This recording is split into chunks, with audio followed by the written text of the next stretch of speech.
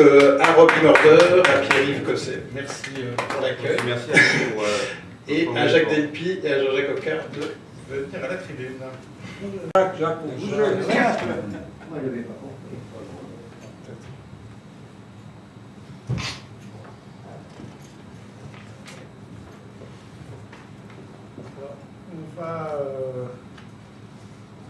Nous sommes le 18 novembre. Nous sommes le 18 novembre, donc oui, le 17 novembre c'était hier, donc c'était les 80 ans. C'était les 80 ans du 17 novembre 1939. Et donc, je vais vous passer un petit montage fait à partir d'une part d'actualité tchèque, de documents de la Cité et d'autres, et qui viennent du Fonds Madeleine et de l'INA.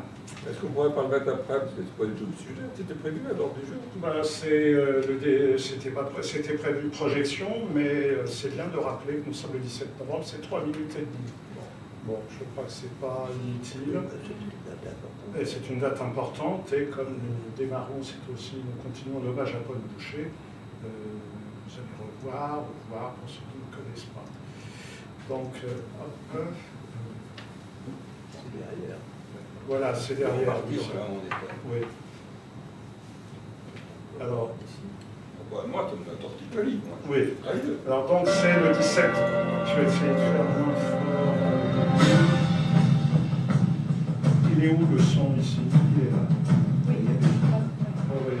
Non, mais là, donc, c'est en. Oui, c'est en tchèque, hein, je vous traduis. C'est en mars 1939 que la Tchécoslovaquie est envahie, que nous avons affaire au protectorat sous l'autorité des nazis de Bohême-Moravie. Donc, c'est l'entrée des troupes. Le 28 octobre 1939, lors d'une manifestation de célébration du 21e anniversaire de la République tchèque, plusieurs centaines de blessés, manifs réprimés, 2 morts, dont Yann Hospital, étudiant, qui meurt le 11 novembre et dont l'enterrement a lieu le 15 novembre 1939. Voilà, 15 novembre 1939, de nombreuses arrestations, des affrontements, et on va arriver au 17 novembre avec cette affiche qui rappelle la fermeture des facultés et des écoles, exécution de 9 dirigeants de l'Union nationale des étudiants tchèques, et on va avoir 1200 étudiants déportés dans les camps. Donc c'est un événement important, d'où en 1941, décision à Londres des unions étudiantes alliées, des pays alliés, de faire du 17 novembre la journée internationale de l'étudiant. En 1945, nous avons le Congrès mondial des étudiants qui se tient à Prague, qui confirme la journée du 17 novembre et qui appelle un congrès de fondation de l'Union internationale des étudiants, au cours de laquelle notre ami et regretté Paul Boucher prend la parole. Savons aujourd'hui le courage qu'il y a à choisir certains mots pour devise. Et de même que réapparaissent maintenant au fronton de nos édifices les mots sacrés légués par nos pères de liberté, d'égalité et de fraternité, que jamais on ne put effacer de nos cœurs, notre présence ici, dans la jeune République tchèque rénovée, prouve qu'une fois de plus, en effet, la vérité a vaincu.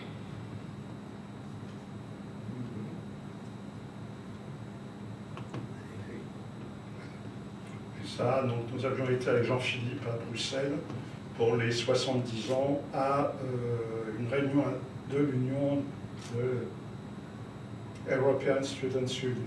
Donc, voilà. Alors, c'est donc aujourd'hui, la petite table ronde de ce matin. D'où viennent les photos du début? Qu'est-ce qu'ils avaient pris? Les photos du début, là, c'est les Tchèques. Les Tchèques. Oh oui, non, c'est pas... Non, je veux dire, parce que comme c'était une manifestation interdite, c'était pas évident de prendre des photos. Non, l'enterrement qui a lieu le 15 novembre, au cours duquel on a eu des affrontements, n'a pas été interdit. Ça a été le rassemblement étudiant Alors, des Tchèques disent que ça avait été une provocation, qu'il y a eu une autorisation de la manifestation pour permettre une répression encore plus grande des troubles. Dans l'affiche en allemand, il y a marqué la dénonciation des séditieux et liés avec les étrangers, avec les gens en exil et les étrangers. Alain ? Je crois en plus qu'il y a fermeture de l'université Ça, je de le dis. Prague. Tu l'as dit? Oui, oui, je dis. Pas entendu. C'est dans l'affiche du 17 novembre. Oui. Donc j'ai vérifié la traduction hier. Voilà. Alors, donc pour aller à la table ronde de ce matin, c'est une manière de poursuivre l'hommage à Paul Boucher en travaillant sur des questions de fond, puisque l'intitulé, c'est, en tout cas de la présentation, du questionnement, c'est Paul Boucher, la représentation étudiante, à l'épreuve de la guerre d'Algérie. Donc, donc merci aux 3 personnes qui ont répondu présents, donc qui représentent plusieurs générations dans l'UNEF. Donc Jacques Delpy qui commencera, qui est là avant la prise du pouvoir par Lamino, qui est membre d'un bureau d'union, justement dans laquelle coexistent Majot et Minot. On a Pierre-Yves Cosset qui lui vit une scission, la scission du mouvement des étudiants de France, l'UMEF, et qui la résorbe, qui préside l'UNEF en résorbant cette scission, ce qui du point de vue de la représentativité n'est pas inintéressant. Et enfin Jean-Jacques Ocard, qui lui est plutôt sur la fin de la période et qui vit, si je ne me trompe, en 61, la scission FNEF. Bon. D'où partons un peu des textes et de ce que j'ai pu avoir comme entretien avec Paul. Pour aller vite, une conception, la vision qui développe, hein, on a discuté, ça peut être à la fois syndicaliste révolutionnaire, conception essentialiste du syndicat représentant, parce qu'il existe en tant que tel, du corps étudiant. Hein, c'est ce choix de privilégier l'unité du corps, mais pas de manière corporatiste, hein, étudiant au niveau d'un syndicat qui s'oppose au modèle du petit parlement étudiant tel qu'il se développe en Italie. Le syndicat, seul représentant de la corporation étudiante, c'est lui qui doit donc représenter, hein, auprès des autorités et auprès du public les étudiants, puisqu'on parle de représentation, hein, ce donc les associations générales d'étudiants d'une part et l'Union nationale au niveau national qui siègent au nom des étudiants, hein, et donc il y a une opposition de principe, même si la tactique rencontre des rapports de force, hein, refus des délégués capitans, refus d'une concurrence, d'une légitimation électorale, si on veut en quelque sorte, la représentation, elle est en démocratie interne, c'est la démocratie pour la préparation des congrès de l'UNEF, des AGE, hein, et pas par le suffrage extérieur, comme plus tard pour la mutuelle, ce seront des listes qui s'affronteront dans la mutuelle. Bon. Alors, bien évidemment, tout cela souffre de la nécessité parfois de compromis en fonction des rapports de force, mais l'objectif, c'est vraiment, c'est Pierre Rossini qui fait, quand Paul dit que Pierre fait le Corse, c'est effectivement fait le dos rond, passe les compromis nécessaires, le temps que l'UN et les AGE se renforcent et puissent occuper tout l'espace. Alors, ceci dure tant que l'UNEF est seul syndicat des étudiants, bon,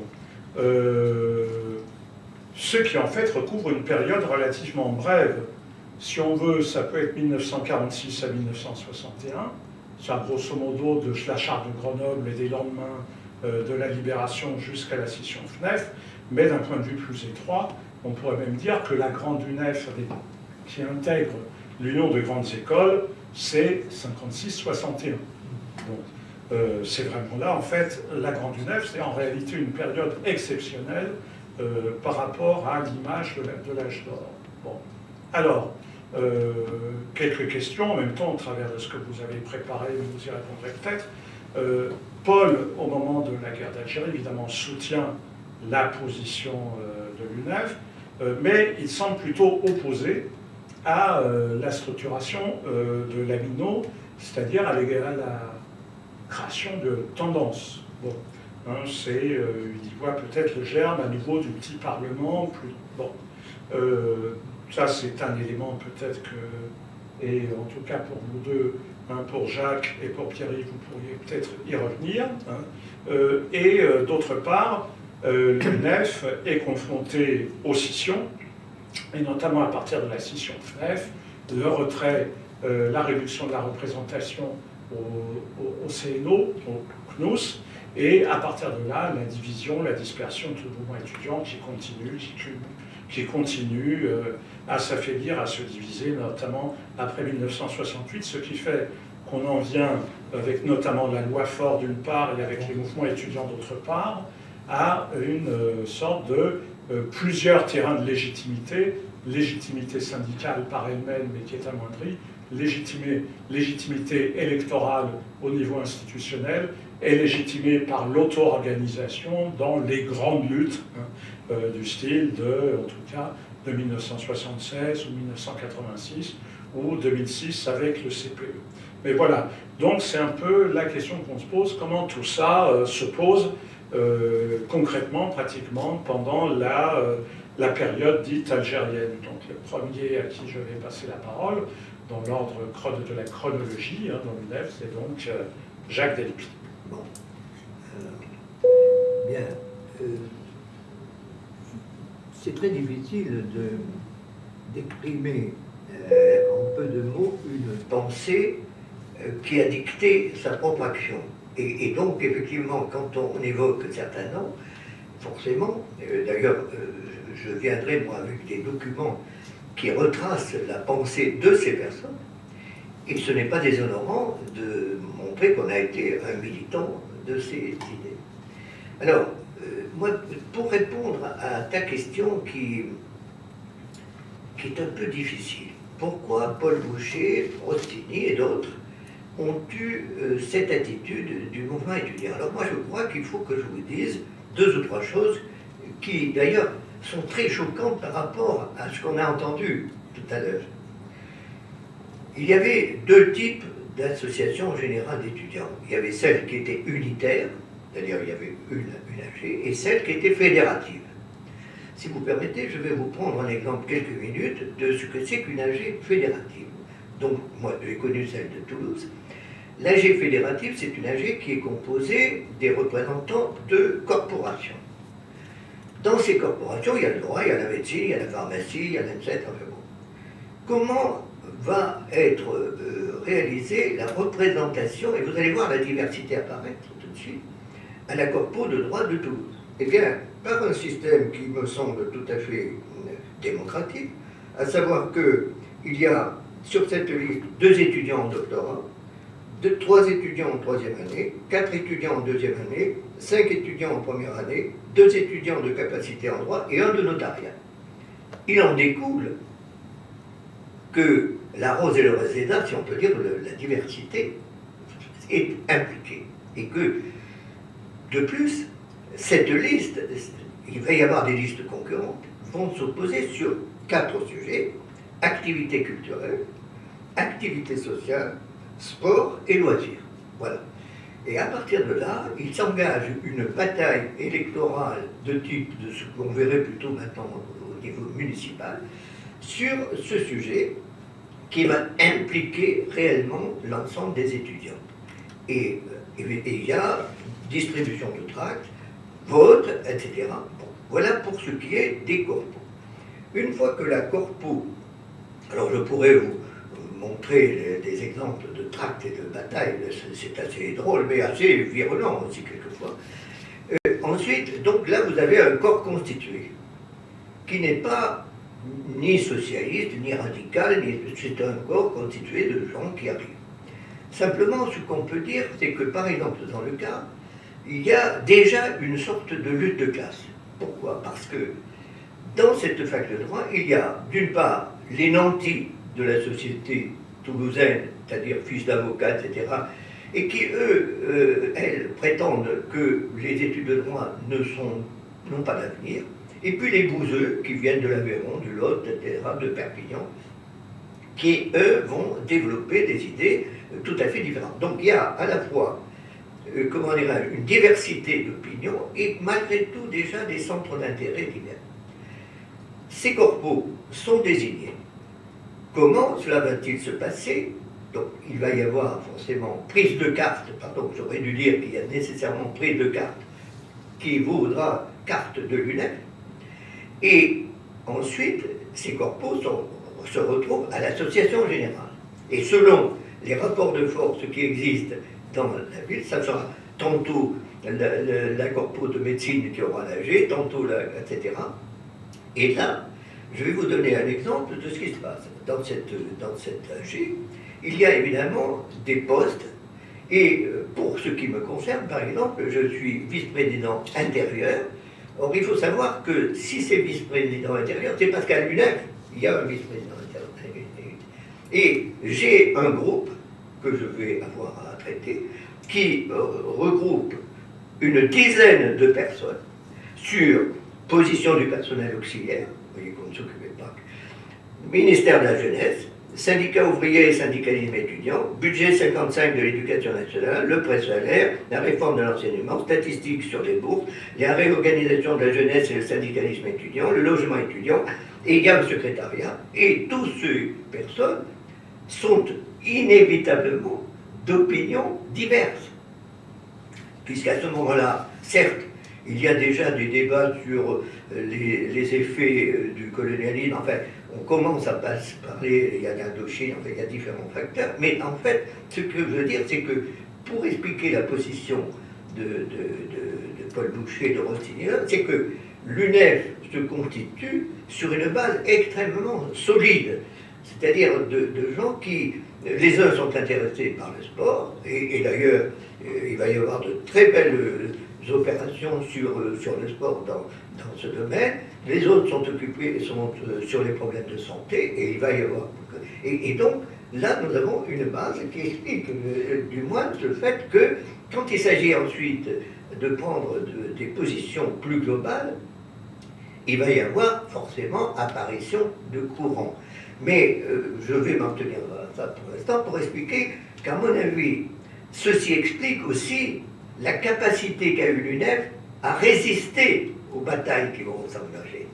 Autrement dit, pour une bonne partie des étudiants, l'UNEF, c'est quand même ce qui se passe au niveau local. C'est-à-dire, n'oubliez pas qu'il va y avoir des corpos et des AG qui vont créer des restaurants universitaires, qu'il va y avoir des batailles sur le Crous dans beaucoup de régions. Et par conséquent, ces batailles au niveau local en réalité, forment des militants. Voilà. Je pense que la structure qui était choisie à l'époque, qui partait d'un corporatisme qu'on peut considérer comme étroit, constituait une base sérieuse de formation à la prise de parole, à l'interrogation des corps enseignants, à l'interrogation des corps administratifs, et je ne veux pas être trop long sur ce sujet, et donc nous avions une base qui, à mon avis, va résister très longtemps aux batailles qui vont se livrer ensuite sur l'Algérie et sur d'autres sujets. Enfin, je veux être court sur ce sujet. Je reviendrai sur d'autres sujets. Hein? Tu parles pendant combien de temps? Moi, je peux m'arrêter, mais non, je peux continuer. Continue. Alors, quel est alors, le si temps je- que donne le président? 10, 15. Alors, voilà. si je continue, cette fois, je vais passer sur un autre aspect qui est celui de, au fond, que va produire la charte de Grenoble. Alors, ça, c'est le sujet vraiment essentiel et qui, à mon avis, me paraît être le plus méconnu par les nouvelles générations.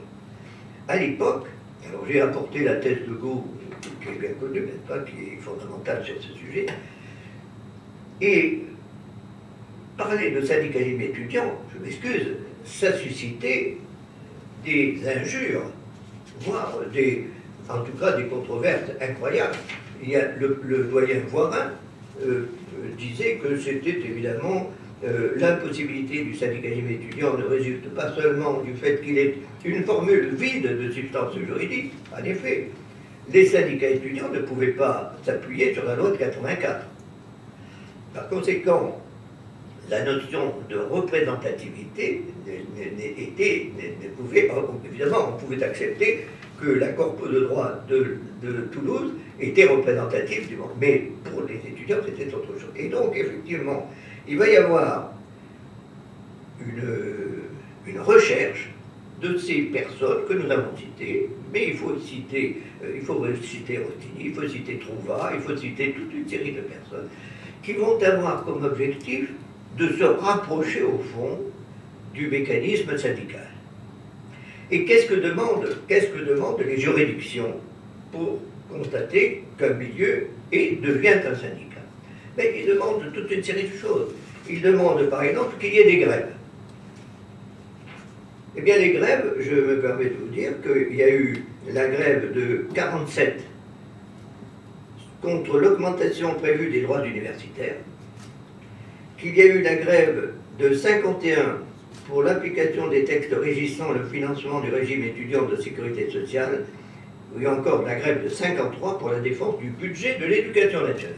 Autrement dit, l'UNEF, dans cette perspective-là, se place dans une optique syndicale qui résulte de la lecture, bon, je n'ai pas voulu revenir sur la lecture de la Charte de Grenoble, mais qui débouche sur l'idée. Bon. Et deuxièmement, ce que demande la jurisprudence, du moins à l'époque, c'est qu'elle recueille une sorte d'assentiment de l'opinion. Alors, ce sujet, de mon temps, c'était un sujet assez étonnant, parce que dans le milieu de l'époque, bien entendu, souvent, les parents trouvaient assez scandaleux que leurs enfants aillent faire grève. Mais il n'en restait pas moins qu'il y avait une sorte de considération, et puis il y avait cette technique qui a été utilisée, l'UNEF telle que j'ai connue quand j'étais secrétaire général de l'UNEF, qui consistait à prendre des sujets rassembleurs. Je prends l'exemple construction du restaurant de la rue Mazet, bataille sur des locaux à Jussieu, qui faisait que sur ces sujets, il y avait une réunion des étudiants, quelles que soient leurs opinions par ailleurs sur d'autres sujets, et qui faisait que la notoriété de la grève était reconnue. Et d'ailleurs, si on va dans la presse de l'époque, on s'aperçoit qu'on est plutôt satisfait dans la presse de voir, même dans le Figaro, de voir des étudiants qui enfin s'occupent de sujets et donc ceci va conduire évidemment à rapprocher si vous voulez, les étudiants du monde syndical, lequel monde syndical va très rapidement influencer le fonctionnement même du système UNEF. Et donc, comme l'UNEF est la fédération des étudiants et des associations générales, et bien voilà, donc je m'arrête maintenant. Je vais m'arrêter, mais c'est tout ça, c'est pour montrer que l'outil principal, la recherche fondamentale de cette époque, c'est d'avoir un outil de revendication, un outil de gestion, un outil formant des camarades tout à fait compétents, et je crois qu'en effet, on avait réussi. Voilà. Merci. Pierre-Yves.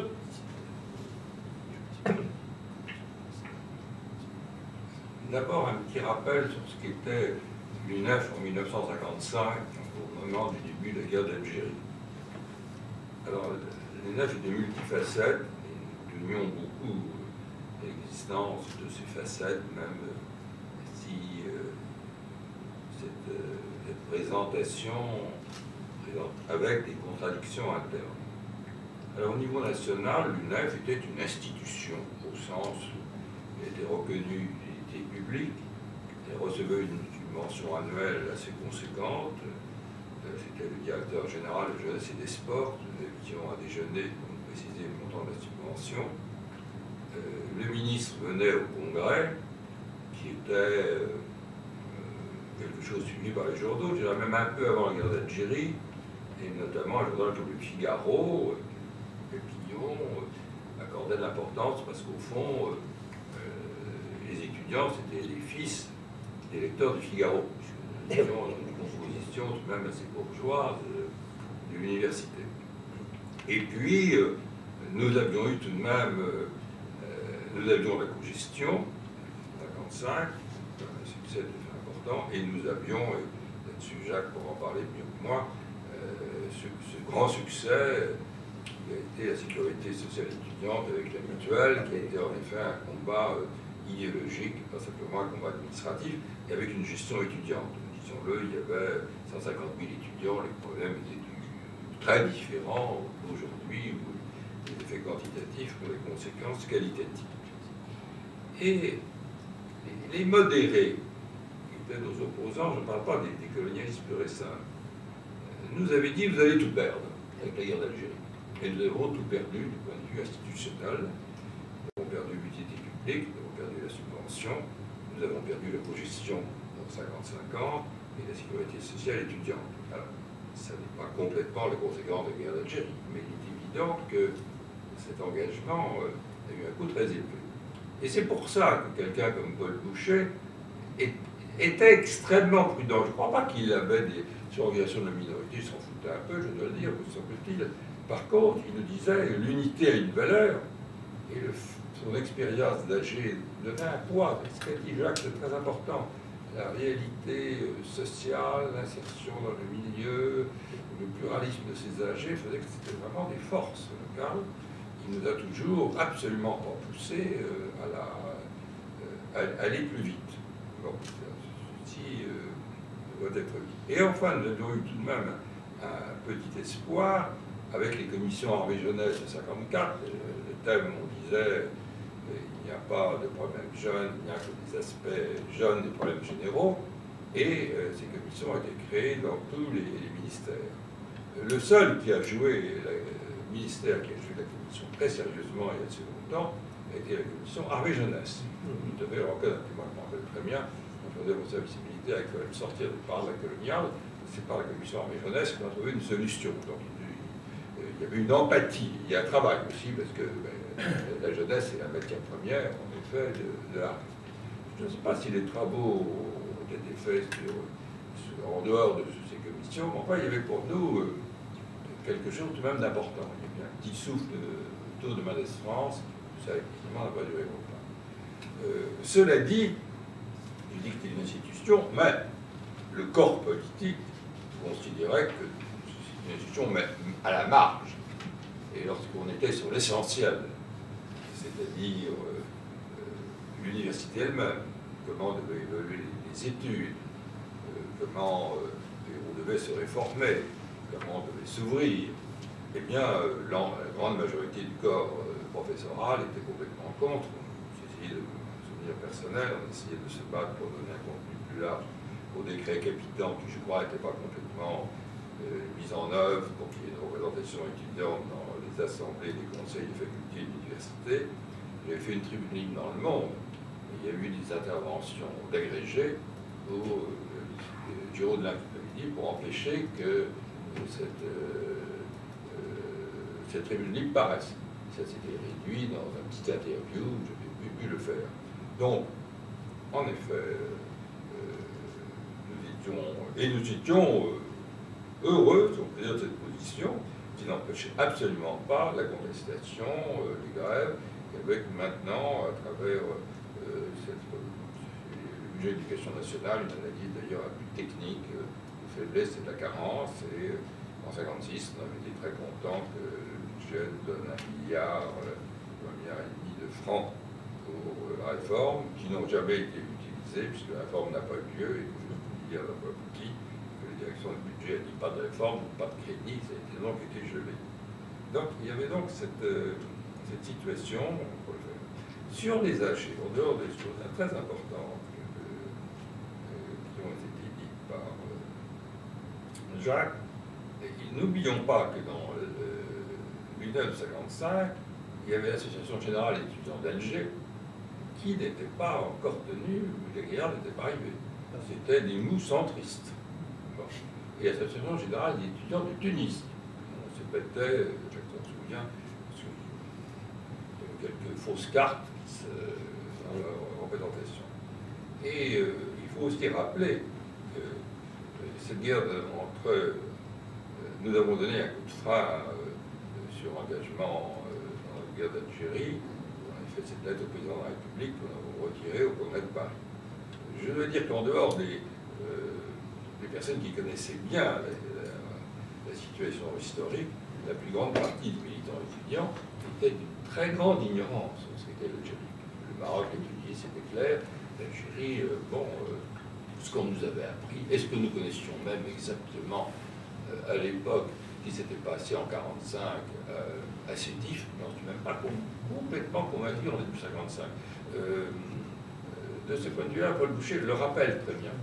Il y a eu une espèce de faillite intellectuelle de compréhension des événements, en dehors même du rapport de force politique. Et pour vous montrer jusqu'où on allait, alors ça n'est pas à ma gloire, mais je le dis parce que maintenant c'est une histoire, lorsque, débarquant vice-président en relations internationales en 1956, on m'a dit aux étudiants de Sciences Po, donc on va t'envoyer au Congrès des États-Unis, des étudiants américains, et puis après on va t'envoyer à Ceylan, où il y avait ce qu'on appelait le COSEC, cette internationale étudiante scissionniste de l'UIE, qui était largement financée par les Américains. Et le problème s'est posé de la représentation de l'UGEMA, qui était représentée par des gens qui ont fait carrière, comme Reda Malek, par exemple. Et je n'avais pas de mandat. Et à l'époque, je le dis, j'avais juridiquement raison et politiquement tort. J'ai dit l'UGEMA est représentative des étudiants musulmans algériens. Évidemment, nous souhaitons avoir des relations avec, etc. Mais il représente une minorité, et la majorité, c'est l'Association générale des étudiants d'Alger. Je ne peux pas soutenir une représentation minoritaire ou une association majoritaire. Et on me dit, mais mon pauvre ami, c'est complètement à côté de la plaque. Les Français sont des étrangers en Algérie. Donc l'Association générale des étudiants d'Alger, c'est une association d'étudiants étrangers. Il m'était impossible, à l'époque, de revenir en France pour dire j'ai voté et considérer que les étudiants français étaient des étrangers en Algérie. Et donc, j'ai voté contre le fait de reconnaître l'UGEMA comme union nationale, je dois le dire. Bon, on n'a pas fait beaucoup de publicité à mon tour sur ce vote. Et pour soutenir cette thèse, il y a dû y avoir 4 unions nationales, dont la SAR, vous voyez que ça représentait, la Grande-Bretagne qui est détenue par les conservateurs, peut-être l'Allemagne à 4e, ou peut-être le Luxembourg, tu vois. Donc, nous sommes, n'est-ce pas, en 56-57, nous ne sommes pas dans l'époque Godez, Ballon, etc. Alors, ça s'est décanté, puisque la Tunisie est devenue indépendante, que la fédérale d'Alger a fait des scissions, et donc ces problèmes ne sont pas posés. Alors, la première scission que j'ai connue n'était pas dramatique parce qu'elle ne concernait qu'une partie de nos adversaires, des grandes associations centristes, comme Paris Science y était, et donc la perte de représentativité n'était pas très considérable. Ça est venu qu'après, et donc la scission y a mis fin, et je dois reconnaître que ce n'est pas moi, contrairement à ce que tu dis, c'est Danton qui est arrivé avec l'appui d'Herzog à l'époque, qui a joué un certain rôle. Donc, si vous voulez avoir des détails sur les conditions dans lesquelles le rapprochement s'est fait, il faut le voir. Donc, maintenant, donc, peu à peu, UNEF, en effet, est apparu au moins dans l'opinion comme un mouvement politique engagé sur l'Algérie, alors que, comme vous savez, la minorité avait des élus sur le thème de la cogestion, de la démocratisation de l'université, de la lutte contre les 3%, pourcentage officiel pour les fils d'ouvriers, et la réforme de l'enseignement. Donc nous étions pas tout préparés à cet événement. Voilà tout ce que je veux dire sur des souvenirs personnels tout à fait diffus. Alors, j'ai découvert une chose il y a 8 jours au téléphone, et là je pense que les chercheurs ne le savent pas, je leur ouvre la piste, parlant avec Pierre Godet du moment où la subvention avait été supprimée, je pense que c'est sous son mandat. Il m'a dit qu'il avait une source de financement qui était restée secrète, dont l'intermédiaire était ce personnage étrange qui s'appelait Ernu, et dont l'origine est probablement américaine. Alors, je pense qu'il faudrait, maintenant que je lui dis vraiment, il faut que je le dise. Ça m'éclaire sur quelques Il faut vraiment que maintenant qu'on le sache. Et alors, il ne jouera pas très bien au point où on était, où il ne fait pas de conditionnalité. Il faut bien comprendre que les démocrates américains qui étaient derrière toutes les institutions étaient pour la décolonisation, puisque la grande idée était qu'il ne fallait pas que ces territoires passent dans les mains des communistes. C'était un aspect de la lutte contre la guerre froide, et par conséquent, la France et les pays colonialistes étaient des irresponsables, parce que avec leur mouvement, les communistes et les Russes allaient récupérer ces choses. Il y avait peut-être 2% des Français à comprendre le thème du sujet. Maintenant, j'ai terminé, voilà, c'était tout à fait, c'est pas structuré bien comme fait Jacques. Voilà. Je voudrais rebondir juste sur ce dernier élément-là. Moi, j'ai une information, il y a un autre président du NEF qui pourrait donner une information encore un petit peu plus précise. C'est Dominique Vallot. Moi, j'étais dans son bureau. Je suis rentré au bureau du NEF, c'est Dominique Vallot. J'ai le souvenir très précis d'une rencontre entre Dominique Vallot et un représentant de l'ambassade américaine. Et une proposition, alors après, l'acceptation ou pas, ça je ne sais pas, mais une proposition d'une petite mallette dans laquelle il y avait quelques subventions. C'est ce que, enfin, sur c'est ce que dit Moujotte. C'est ce que dit Moujotte dans le livre sur TF1, mais sans donner de source, en disant, mais de toute façon, on allait à l'ambassade, on sortait avec des valises et tout. Bon, c'est Christophe Luc et Pierre qui ont fait le livre, donc ça a peut-être été grossi, mais en tout cas, c'est ce que... Mais en tous les cas, moi, ce Dominique Vallot, je suis sûr et certain de cette... Alors après, l'acceptation ou pas, je ne sais pas. Mais il y a un autre élément quand même sur le... Et tout à l'heure, il y a Jacques qui parlait de la reconnaissance de l'UNEF dans l'opinion publique. Mais il y en a une preuve, c'est le célèbre article de Morvan-Lebesque dans le Canard enchaîné. Le Morvan-Lebesque dans le Canard enchaîné, au moment de la subvention, alors, où elle disparaît, la subvention de l'UNEF disparaît, le Morvan-Lebesque commence son article avec le numéro du CCP, CCP numéro tant. Et vous devez donner de l'argent, etc. Et l'UNEF, dans un temps assez court, récupère, grosso modo, la subvention que l'État ne lui donne pas. Grâce à cet article, dans un seul journal, le Canard enchaîné. Donc, c'est vrai que l'UNEF avait, dans l'opinion publique, une position très positive. Il faut reconnaître qu'à l'époque, sur la guerre d'Algérie, il y avait les communistes, les voyages chrétiens et l'UNEF. Absolument. Et l'Express. Absolument. Non, l'Express, oui, c'est vrai. Oui, et encore. Mais enfin, c'est vrai, t'as raison.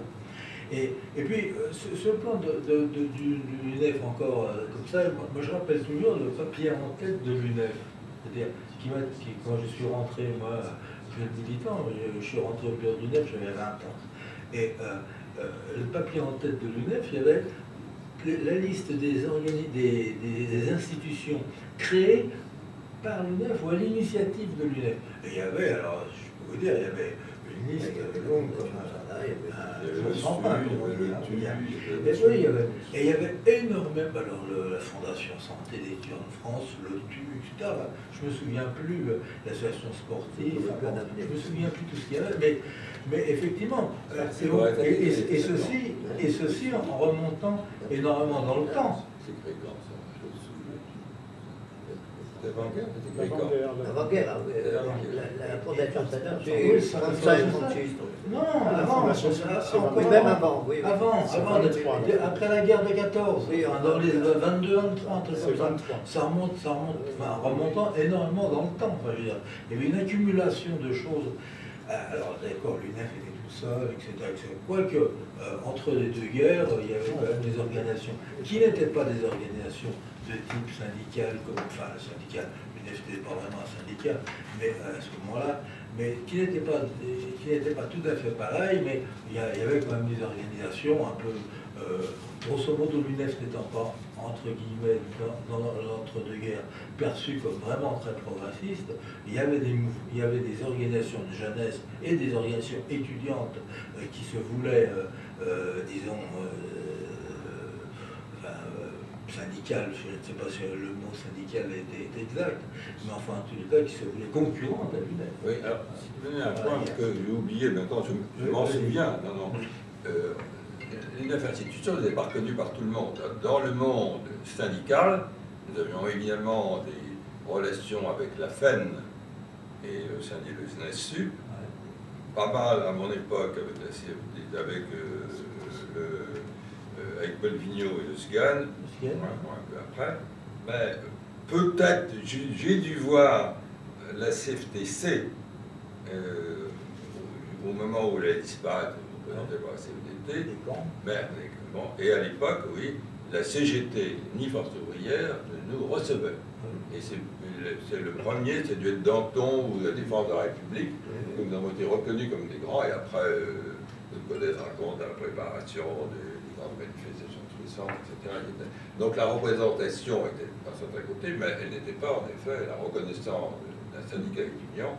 La CGT ne l'avait pas, et les communistes ne participaient pas au INEF, et encore moins Force ouvrière, qui, à la vérité, on n'a pas très envie de voir. Oui, c'est vrai aussi, il faut le dire.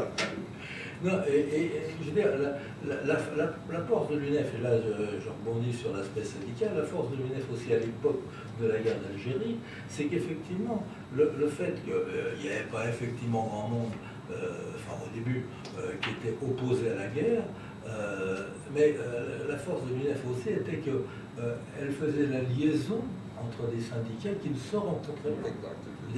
Par exemple, si je prends le cas, on est vers la fin de la guerre d'Algérie, mais la manifestation de Charonne, je me souviens fort bien, parce que c'était Tony Dreyfus et moi qui représentions le bureau de l'UNEF à cette réunion,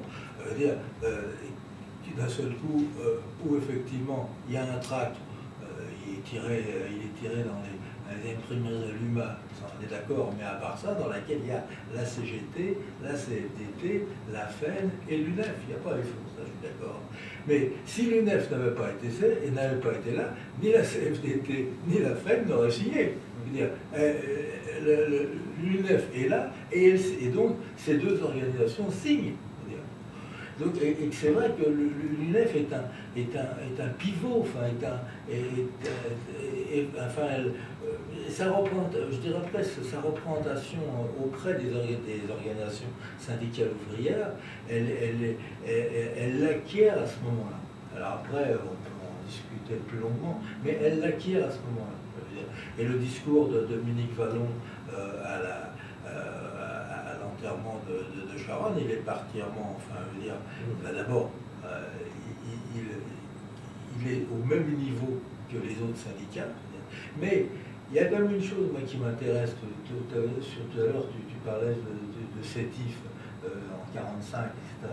C'est que beaucoup plus tard, l'UNEF, et là en plus on est dans le cœur de l'action, et elle aura, je trouve, moi, après je me reproche rien, mais en analyse, je me dis quand même, on n'a pas eu la réaction.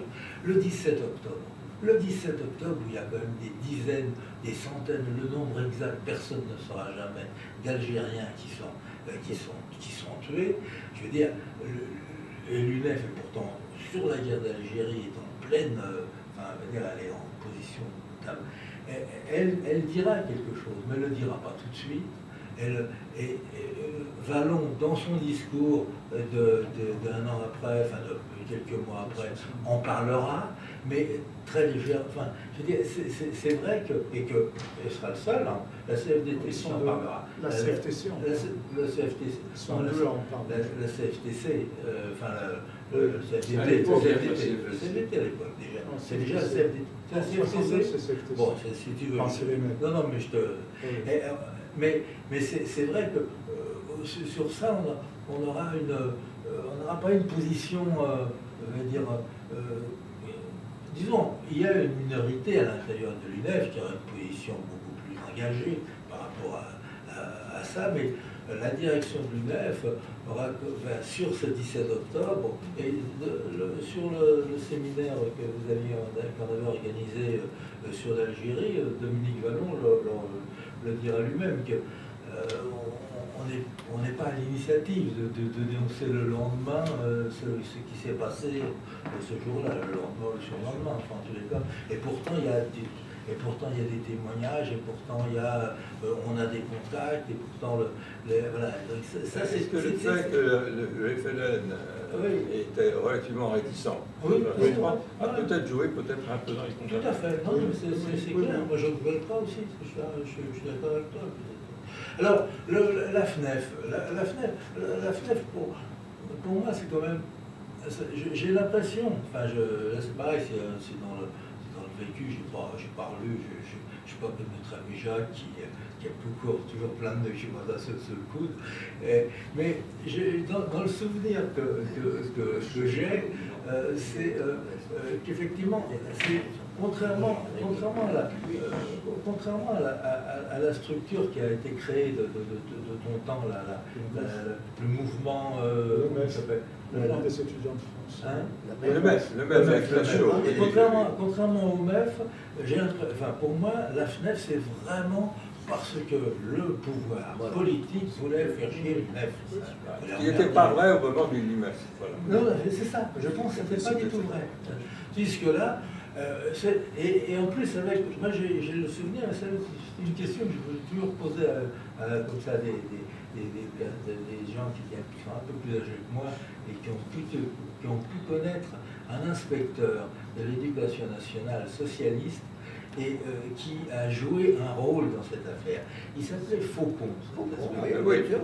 Ouais, mais il a joué, pour moi, j'ai le souvenir qu'effectivement, ce salaud de Faucon, enfin bon, ce salaud entre guillemets, il une vraie ambiguïté de cet homme socialiste. Alors les socialistes, ils étaient un peu ambigus sur l'Algérie, tout le monde le sait, ça c'est vrai.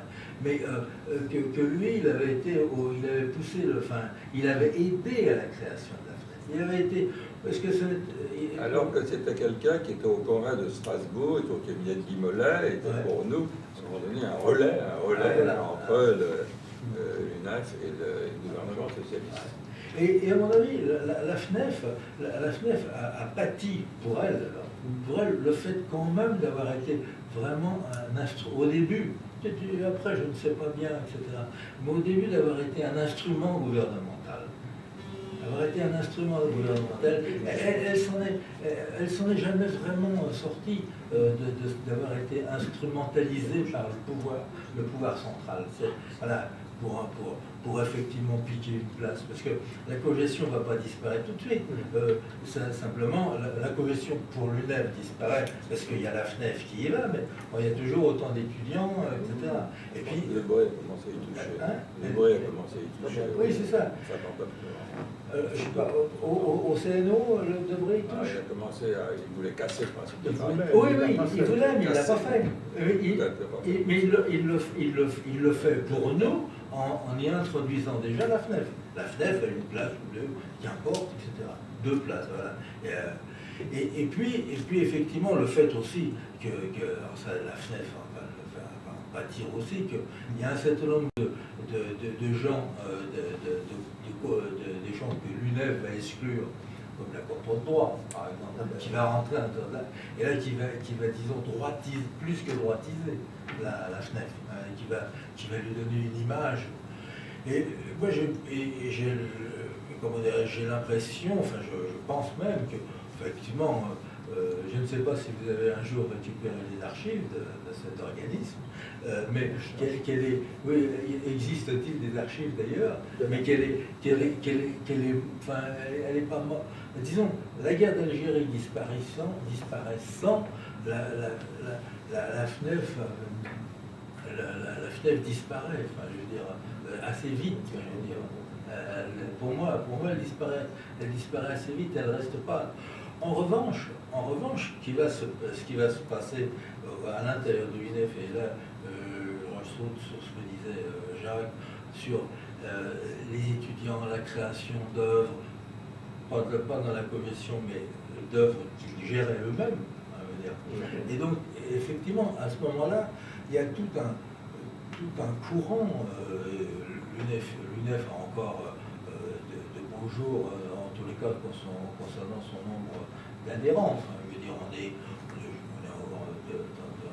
80, 100 000, etc. Bon, d'ailleurs, c'est toujours quand même un problème pour moi de discuter, enfin, c'est bien de raconter l'histoire, mais de dire quand même qu'il y avait entre 150 et 200 000 étudiants dans la période dont on parle, puis maintenant on est entre 2 millions, 2,5 millions. Si effectivement la représentation, on ne peut pas faire de comparaison. Après, on peut critiquer l'UNEF, on peut critiquer la FAGE, on peut critiquer tout ce qu'on veut, mais on ne peut pas faire je pense que c'est pour ça que j'ai toujours ça fait une anecdote toute personnelle. J'ai une petite fille maintenant, enfin j'en avais plusieurs, mais j'en ai une qui maintenant milite fortement à l'intérieur de l'UNEF à Paris 1, si je ne me trompe. Et j'ai un peu du mal à avoir discuté avec elle, parce que en dehors de divergences de fond comme ça, mais en dehors de ça, c'est vrai que leur nombre, le nombre qu'ils sont, l'éclatement des espaces, des lieux dans plein d'endroits pour le Paris 1, d'un seul coup, c'est vrai que c'est difficilement comparable. Et comme j'ai pas envie d'être grand-père de notre leçon, mais c'est difficilement comparable. Alors, même si des fois j'entends des trucs qui me font hérisser un peu le poil, mais c'est difficilement comparable. Et donc, voilà, je terminais sur le fait que, effectivement, il y a à l'intérieur de l'UNEF, après la guerre d'Algérie, ça c'est sûr, que, en gros, ce que tu disais, c'est vrai que l'UNEF se remettra, enfin, on pourrait le dire, peut-être pas jusqu'à maintenant, c'est un peu différent, mais ne se remettra pas vraiment de la guerre d'Algérie. Hein? Elle ne se remettra pas vraiment parce que, je veux dire, et pour plein de raisons. D'abord, la guerre d'Algérie arrivait à unifier quand même un mouvement, même si par exemple, soyons clairs, les camarades du Parti communiste qui tenaient un certain nombre d'âgés, je me souviens très bien au congrès de Caen, où il y a un type qui était là, il est mort il y a quelques temps, mais il était venu sur l'Algérie, Jean Crubelier, présenté par Lavgel, qui pourtant était présidé par Jean-Luc Mire, mais il était minoritaire dans son AG, pour présenter Crubelier comme vice-président universitaire.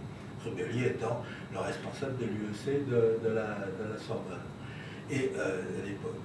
Et en réunion de Minot, effectivement, il y avait un vote démocratique, entre guillemets, effectivement, les AG n'avaient, grosso modo, c'était une AG, une voix. Hein, c'était une démocratie de ce genre-là, qui était une démocratie comme une autre.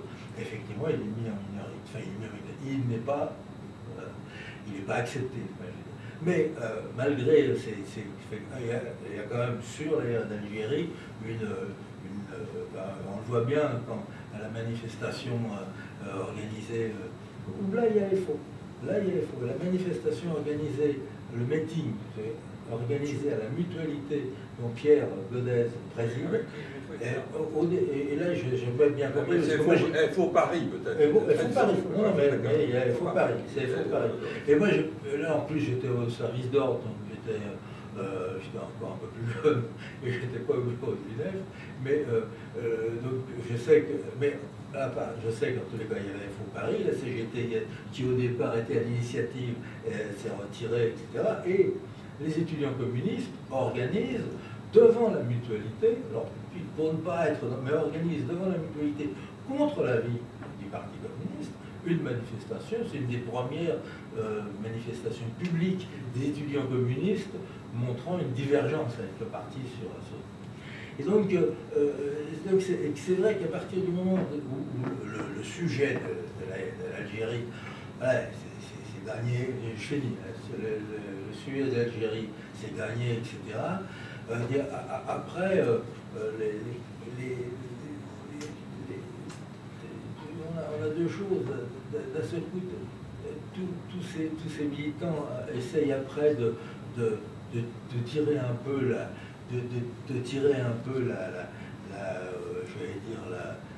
couverture, enfin pas la couverture, mais vers leur orientation. Certains même vont, on parlait de syndicalisme d'ailleurs. Moi je me souviens, je peux même dire son nom, il était président d'Alger à ce moment-là, Jean-Louis Benignou, défend une position claire sur, effectivement, l'UNEF doit être la section syndicale étudiante de la CGT. L'UNEF doit être la section syndicale de la CGT. Voilà, bon, c'est pas forcément... il était largement minoritaire, mais c'était une des... Et puis rappelons-le quand même, le fait quand même que dans un mouvement que je connais moins, à l'intérieur de la jeunesse chrétienne, où effectivement la hiérarchie casse régulièrement quand même, et donc les milites et les jeunesses chrétiennes, ces militants étaient bien formés, et c'était tout à l'avantage de l'UNEF aussi. Mais le Parti communiste a cassé régulièrement aussi l'Union des étudiants communistes qui ont investi aussi à l'intérieur. Tous ces étudiants formés qui se sont investis à l'intérieur de l'UNEF fait que l'UNEF, dans les années, là j'étais plus, enfin, je veux dire 65, 66, était devenu un vaste cénacle de grands débats, pas seulement d'extrême gauche, de la gauche et de l'extrême gauche, de la gauche qui était, sachant que les anciens majots ne payant de moins en moins leurs cotisations, étaient de plus en plus exclus. Enfin, la dernière, je crois, le dernier majot qu'on s'y exclut, ça devait être la Corpo de Sciences. C'est décembre 68. C'est les 4 corpos qui sont exclus pour non-paiement de cotisation. Mais voilà, bon, alors, on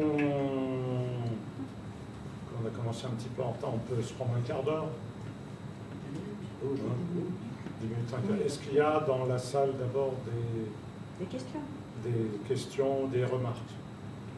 Jean-Philippe? Oui, mais il faut le micro. Il faut que ça soit. Alors, petite remarque sur les archives de la FNEF, effectivement, nous sommes toujours à la recherche.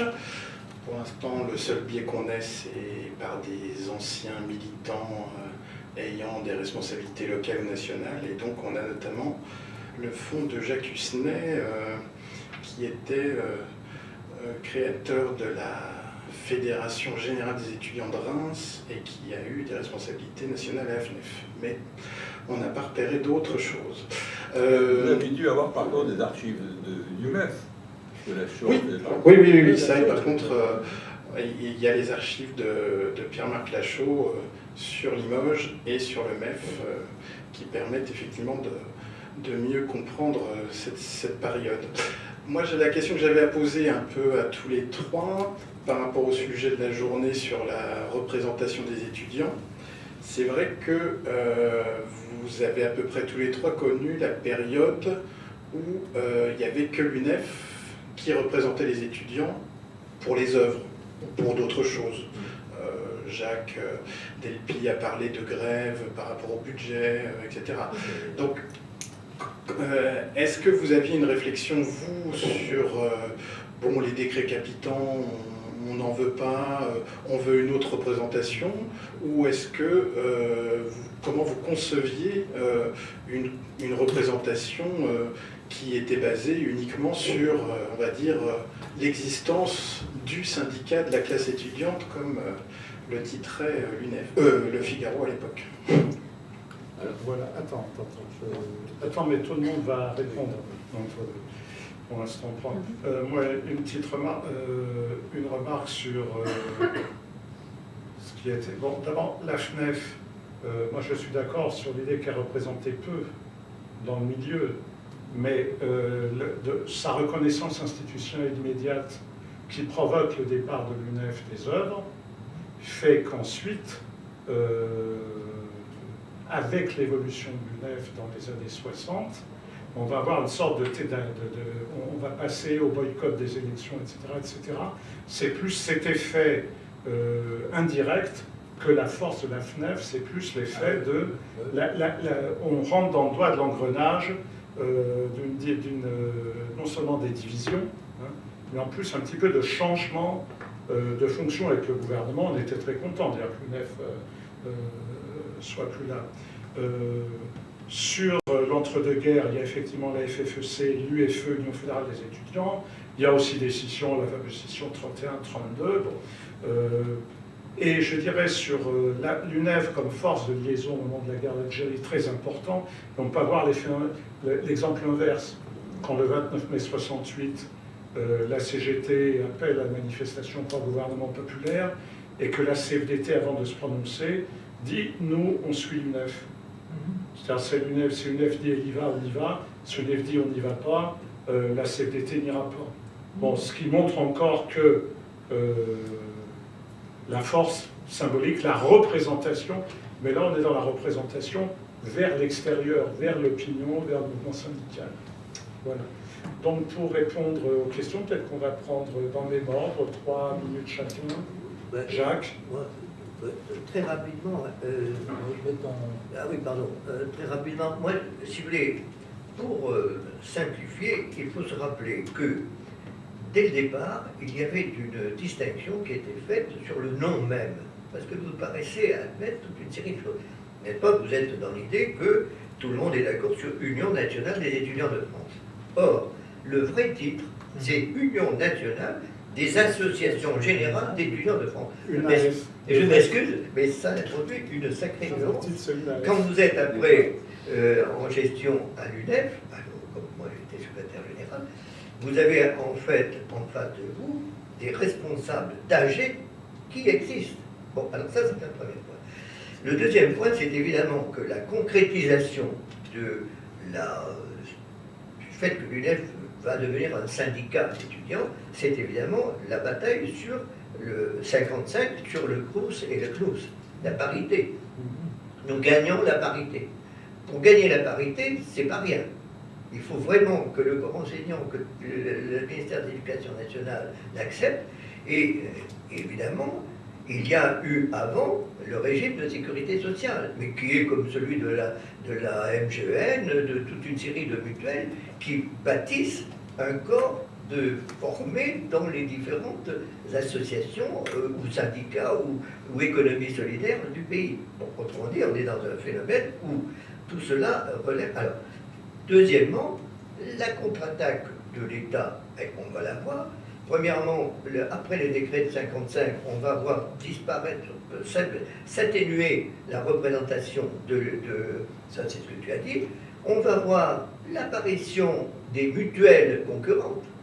N'oubliez pas ce que j'avais beaucoup étudié. On avait travaillé avec Pourriard Merchaï sur ce sujet, où manifestement il y a une action de vouloir détruire, si on peut dire, que le régime de sécurité sociale étudiante était unique. Puis il va devenir avec des systèmes concurrents. Et donc ceci va créer un élément également de dislocation, si on peut dire, enfin de non-appartenance au même groupe. Il y a des équilibres qui se font. Et sur ce sujet, je pense que l'UNEF n'a pas été assez solide au point de vue pour travailler, pour lutter contre ces querelles qui étaient faites à l'intérieur. Alors voilà. Alors quant à la question de Legoix, il est évident que c'est très difficile, effectivement, de savoir maintenant qu'est-ce qui a emporté le choix des syndicalistes. Mon sentiment, même si cela choque un peu l'Assemblée, c'est que pendant très longtemps, le choix syndical l'emportait sur les choix politiques.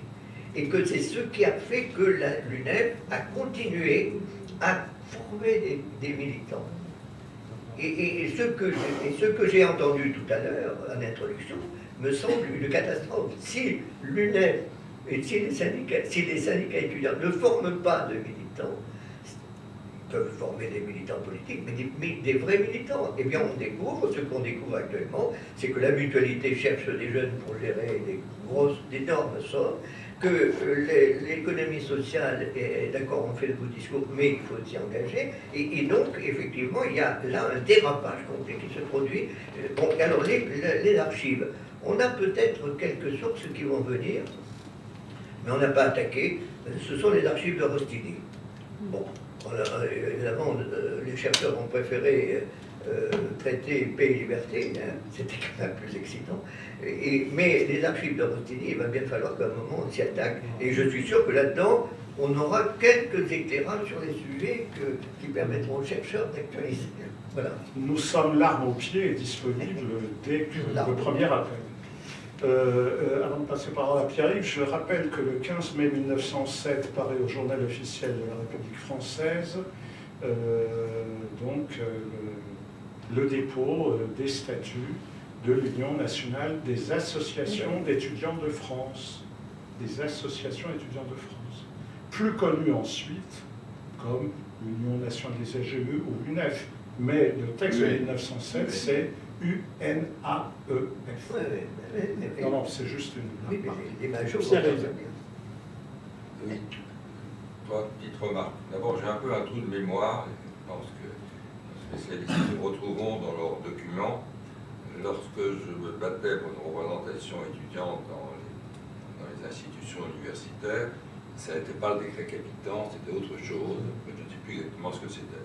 Cela dit, c'était très très en deçà de ce qui a explosé en 68 du pouvoir étudiant. Il y a un changement qualitatif. Et d'ailleurs, sur le pouvoir étudiant, nous étions réunis des gens de la minorité, des anciens de la minorité en 68. Nous étions extrêmement dubitatifs sur quoi ça peut déboucher. Il ne faut pas confondre. Nous étions, donc c'était modeste. Mais là, j'ai un peu un trou de mémoire. Deuxième petit commentaire. Dans la baisse en représentativité du NEF, tu as eu tout à fait raison de signaler la crise de tout mouvement de jeunesse. Le fait que toutes les organisations adultes, entre guillemets, aient cassé leur organisation de jeunesse. La CJF, pour commencer pour l'Église catholique, entraînant à la JEC, la route et les scouts de France également, le retrait des jésuites, de ce genre de choses. La crise à l'intérieur des étudiants socialistes, etc., la crise du PC a fait que les gens qui arrivaient à peu près formés dans l'UNEF, non. Donc l'UNEF a eu quelque chose de ne pas trouver les matériaux humains qui étaient préparés. Donc je crois que c'est tout à fait important. Il y a eu la guerre d'Algérie, c'est pas une guerre politique, mais c'était aussi une guerre des adultes, une élimination par les adultes de tout ce qui pouvait monter dans la jeunesse, qui pouvait, bien sûr, mettre en cause le système. Troisième petite remarque que je voulais faire, peut-être que je l'ai oublié, jeunesse, je l'ai oublié, pour mettre tout à l'heure. Jean-Jacques. Oui, quelques mots, c'est plutôt des remarques. Je rebondis sur ce que je disais par rapport aux organisations de jeunesse à l'époque de la guerre d'Algérie. Il y avait quand même un organisme dans lequel l'UNEF avait une grosse importance, qui s'appelait le GROGEP, le groupement des mouvements de jeunesse et d'éducation populaire. Et qu'effectivement, tout à l'heure, le garçon de la FAGE qui parlait, il parlait du mouvement de jeunesse, mais il avait raison aussi d'indiquer, pour moi, que les mouvements de jeunesse, c'est pas seulement ni l'UNEF, ni la FAGE, mais c'est en général, dans notre société. Les mouvements de jeunesse, ça ne veut pas dire que la vie associative n'existe pas, au contraire. J'ai fait un petit travail sur ça ces derniers temps, elle est énormément développée, mais les mouvements de jeunesse tels qu'on les a connus sont effectivement, se réduisent, ça ne veut pas dire qu'ils n'existent plus, mais ils ont beaucoup moins d'importance et de force qu'ils n'en ont. Ça, c'est juste un petit point. Tout à l'heure, tu parlais des manifestations. Effectivement, juste après la guerre d'Algérie, il y a c'est d'ailleurs le GR, l'association ancienne du NEF, la photo qu'elle fait apparaître, c'est une photo que je vous avais donnée, qui est une photo d'octobre 62. Juste après la guerre d'Algérie, organisée sur la Sorbonne. Je me souviens, le titre, c'était « La Sorbonne étouffe ». Sans donner tous les moyens, les financements, les professeurs, etc. etc. C'est une manifestation après la guerre d'Algérie, l'AFGEL étant tenue par disons, ce qu'on appellera plus tard, les universitaires appelleront plus tard la gauche syndicale, je veux dire, donc plutôt comme ça, très à gauche, mais c'est une manifestation très, pas corporatiste, mais très syndicale, mais sur l'université. Mais sur corporative. Corporative, Ah ben, corporative, mais sur l'université. Et puis, moi aussi, alors, deux petits points, c'est effectivement l'UNEF en 68, c'est magnifique. L'UNEF en 68, après la polémique sur, ils ont 25 000 adhérents, 30 000 ou 15 000, qu'importe, le sigle est là. Et qu'effectivement, le sigle fait que des gens viennent, enfin il y a une unification d'un certain nombre de mouvements grâce à cause du sigle. Et puis, je pense que l'autre aussi élément, et là c'est plutôt par rapport à un temps beaucoup plus contemporain, dans les années 60, il y a un stock de mes camarades, qui n'étaient pas pourquoi, mais d'autres c'était bien pourquoi, qui avaient des engagements politiques. Ça c'est clair. Mais à l'intérieur de la structure, je veux dire, c'était pas ça qui était mis en avant. Je veux dire, ça ne veut pas dire qu'ils ne discutaient pas avec Eurgon, pour la citer, par rapport au PSU. Mais je veux dire, ce n'était pas ça qui était mis en avant. C'était effectivement, il pouvait avoir eu une discussion en métal, mais il y avait comment dirais-je, une tentative, en tous les cas, je ne sais pas si c'était réussi, mais d'une pensée qui se voulait syndicale, qui n'empêchait pas le rapport politique, mais ce n'était pas parce qu'il était militant du PSU ou de l'UEC, etc. Et ça, je crois que en tous les cas, pour cette période-là, je crois que ça avait de l'importance, même si... Oui, je crois qu'il y a une différence de parcours. Oui, Donc, il y avait tout de même un schéma, pas tout le monde, parce que Jacques Delpy était dans un autre schéma, où il y avait le mouvement de jeunesse, l'engagement étudiant, et on passait à la politique. Oui, c'est ça. Parce que maintenant, on a la politique d'abord, puis le mouvement de jeunesse. Voilà. Et la Je façon dont crois on articule que- les hiérarchies. Ouais. Alors, Caroline Roland. c'est grosso modo, bien Oui. évidemment, il y a des cas très différents. Notre table ronde est terminée. Bon.